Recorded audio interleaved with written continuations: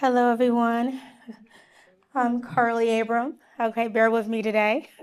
I'm the founder of Pollination Apothecary. We're all about redefining wellness, especially for the sensitive, leveraging science, nature, and technology. And you may wonder what brought me here today. So it's my story, right? I'm one who says I'm super sensitive eczema warrior and autoimmune conqueror. Now, I've dealt with a lot of different things, and doctors told me over the years I would be on medication for the rest of my life, and I knew there had to be a better way. And most recently, and I'm sure many people have experienced some of these things, but it's always something when you're in health and then all of a sudden things start to happen. Most recently, my eczema wellness journey.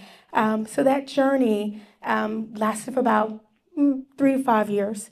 And in that period, I felt I went through a lot of different things. My skin turned 7 shades darker, any kind of skin lesions, acne, boils, looking like I had leprosy, etc., feeling like I'm being struck by lightning 3 times per day. And I turned to Western medicine and they couldn't help me. So I leaned into my problem-solving skills, my chemical engineering background as a scientist, my herbal training as a community herbalist, and got myself back to wellness. Now, I'm not the only one dealing with this. I often say I went through a monster phase, right? And I'm here back in wellness. Over 44 to 68% of Americans, they are sensitive and they don't even know it. And many of them don't know the implications of what that really means. And we're spending over $80 billion as a country and more. When I talk about sensitive, I'm speaking of sensitive skin, of course, sensitive scalp, but also sensitivities and a sensitive system. And sometimes it may look like it is on the right here with rosacea, food allergies, hair loss, eczema, psoriasis, autoimmune. And what I want to point out to you is that many Americans deal with this, men and women, children, but women are the most affected from a percentage standpoint. And so the problem continues. I said I turned to Western medicine and wasn't able to help. Our existing ecosystem, when you turn to existing over-the-counter products, they don't work. They may create side effects and irritation. Same thing with pharmaceuticals, right? We know that pharmaceuticals, they always have some type of contraindication. And many of those who are sensitive, and depending on the degree of sensitivity, it does not work, right? You're going to be the ones who are going to have those side effects. And then we know that when you are experiencing one thing from a health standpoint, it is also the gateway to other health challenges. And so this is where Pollination Apothecary comes into play. We have over 17 unique SKUs. They range from $18 to $35. Our hair care solutions are in organic grocers. We also have our skincare. And what I want to point out is that, all of our formulations are designed to always take care of irritated scalp, irritated skin, and also to be nourishing. And, we have our hair care stylers and things for defining. We have our skin care, but we also have our services with our free eczema master class. You can call it a wellness class because it impacts every wellness aspect. And I showcase what I learned on my journey and how I got back to wellness. And I do that for free for the community. And I also will, for hire, for paid, speak at different healthcare and organizations. Because I believe that getting the word out is going to help us in chronic skin disease, at least put it in remission. By the way, I've been eczema-free breakouts for at least 2 years. Thank you. So what's the pollination difference? The pollination difference is developed by someone who understands what the people are going through, who've experienced many different things. Our formulations are super unique, okay? And they're formulated to help bring the system back into balance and to not trigger. We're endorsed by Eastern and Western doctors.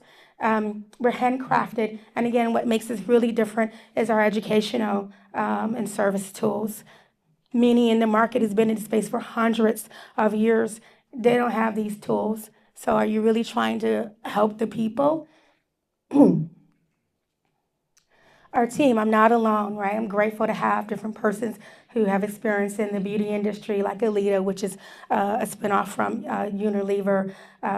Terry Adams as well in the community. Used to be a vice president of Nestle. And so with that experience, and then also Nikki with entrepreneur experience, who is local to Charlotte. These are some of our milestones. Again, I talk about our organic grocers that we're in across 7 different states, are really strong throughout the Northeast. And also when I speak of Earth Fair, very heritage in North Carolina. And now we've been scaling up our operations with a local partner, Blue Ridge Food Ventures, which is located in Asheville, North Carolina, to really help us get to the next level. Some of the issues we're experiencing is we have orders, but yet, we can't fulfill those orders. And so this is why it's mandatory to go ahead and optimize. You can see some of our sales here. I would say here our tonics are our top sellers. And so we're going to focus even more on that. And I would like to say with Mom's Organic Market there, they're over-indexing. And so my ask today is for $30,000 to help us continue to scale our operations with Blue Ridge Food Ventures. And you can see most of it is going to go directly towards that scale up, and then there's some for testing. And this will help us get to being a 1.5 and above $1 million company very soon. And here you can see how our units per month change, right? With being able to scale this up. And just with just a basic principle, very conservative, with 1.5 units of each product being sold each month per store, that's what gets us into being a multi-million-dollar business. Thank you.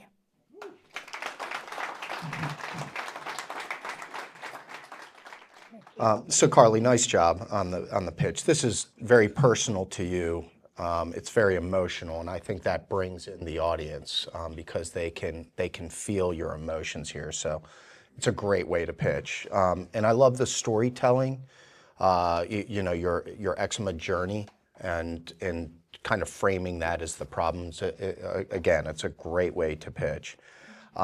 Your traction is impressive, but I'd hit us with bigger numbers. So again, I cheated beforehand. You're in 120 retailers. So you talked about Earth Fare, Wegmans, and Mom's Organic, but 130 retailers, that's not easy to do. So congratulations on that. That's really great. You went down to the line items on your sales, but you've sold $350,000 and 10,800 units. That's impressive.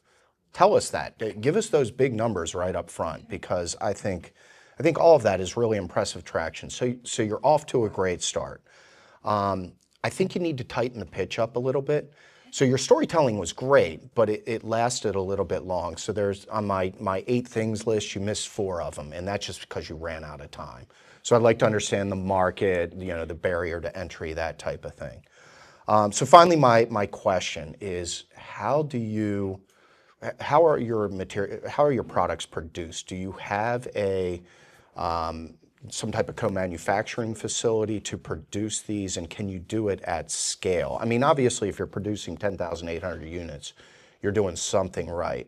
But if this market really grows and your business really grows, can you keep up with the demand?